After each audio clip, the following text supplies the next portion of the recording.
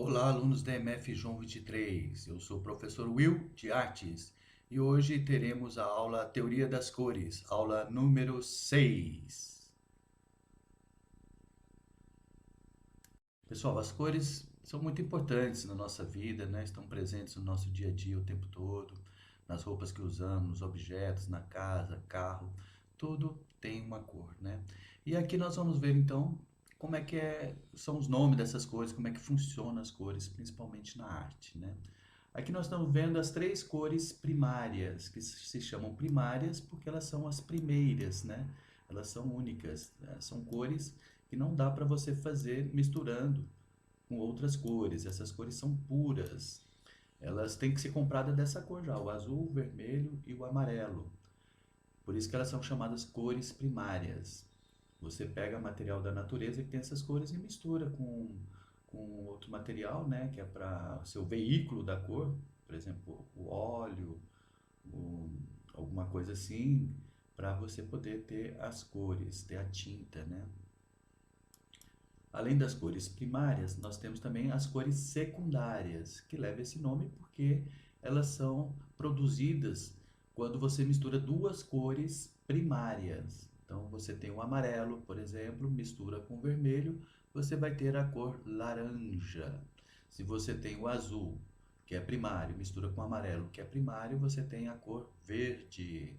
Se você tem o vermelho, mistura com o azul, as duas são primárias, então você tem o roxo. Então as três cores secundárias são o laranja, o verde e o roxo.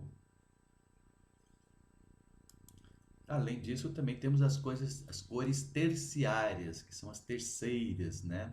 E aí você tem que misturar uma cor primária com outra cor secundária.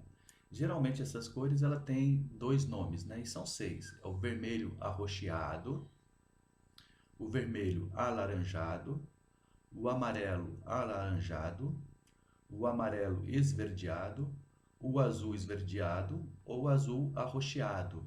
O que acontece com essas cores é que aqui o vermelho arroxeado você misturou o vermelho com o roxo, então ele vai ficar com mais vermelho do que o roxo normal, então por isso que ele vai dar um vermelho arroxeado.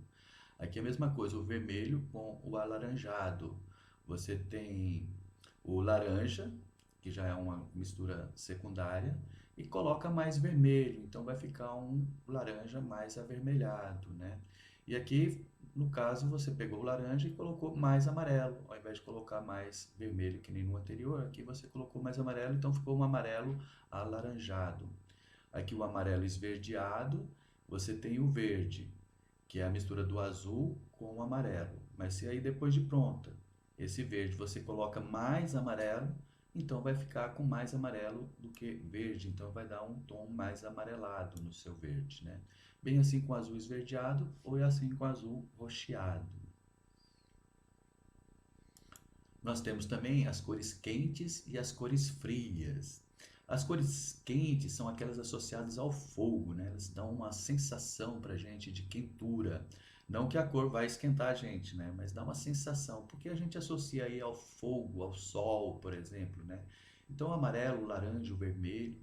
Tanto que se a gente for representar o fogo, a gente vai usar essas três cores, né? E tem as cores frias, que estão associadas à água e ao frio, que é o azul, o verde e o violeta.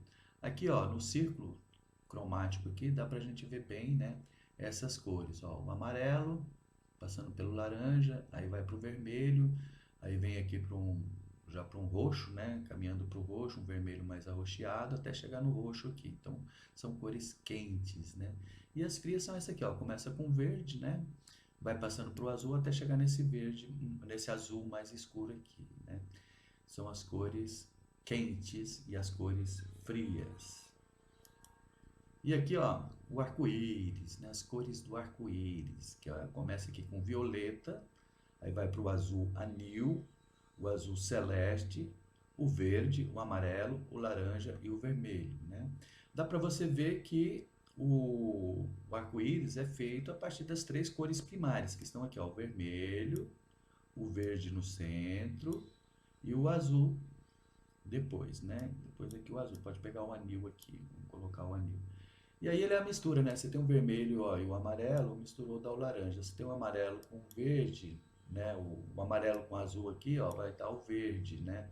Aí você tem o verde com esse azul anil, vai dar um azul mais claro e assim por diante. Então o arco-íris também é fruto dessa combinação de cores, né? Da mistura das cores. E por que que a gente enxerga arco-íris no céu? Aqui está a resposta, ó. Porque quando a gente está aqui na Terra olhando para o céu, os raios de sol vêm lá do sol e aí no céu estão suspensas, né? Estão lá as gotículas d'água. As gotículas d'água, elas estão no ar e aí a luz do sol passa por essa gotícula e o raio de sol, ele é dividido nas 7 cores que a gente enxerga do arco-íris. Igual esse prisma aqui, ó. Esse aqui é um prisma, né? Feito de vidro ou de cristal, né? E aqui você tem uma luz branca. Quando você coloca a luz branca no prisma, ele vai dividir essa luz branca, que é a luz do sol, nas 7 cores do arco-íris que a gente viu agora há pouco, certo? E aqui, ó, a gotícula d'água vai fazer o papel, às vezes, né, do prisma. É por isso que a gente enxerga o arco-íris. Legal isso, né? O arco-íris, então, ele é nada mais, nada menos do que a luz do sol dividida, né, pela gota de água. E aqui então vamos ver a atividade dessa semana. Uma atividade muito simples, mas eu vou pedir para vocês fazerem 3 desenhos, tá ok? Utilizando aí a teoria das cores que a gente acabou de ver, né? Um desenho você só pode usar as cores primárias, que são o azul, o vermelho e o amarelo. No outro desenho, você só pode desenhar com as cores quentes, vermelho, laranja e amarelo. E o terceiro desenho, você só pode desenhar usar as cores frias, que são os azuis, os verdes e os lilases, né? Bom, você pode fazer tanto um desenho figurativo quanto um desenho abstrato, tanto faz. Só lembrando de manter essas cores aqui que eu pedi, para ver se você entendeu direitinho o que são cores primárias, o que são cores quentes e cores frias. Ok? É básico, só fotografar os desenhos e mandar para mim. Se você quiser fazer os 3 desenhos num papel só, pode. Se quiser fazer os 3 desenhos, um em cada papel, pode. Tá bom? Faça com tranquilidade, faça com calma. E assim que estiver pronto, me manda pelo Classroom. É isso aí, pessoal. A aula de hoje fica por aqui. Até a próxima aula. Divirta-se aprendendo.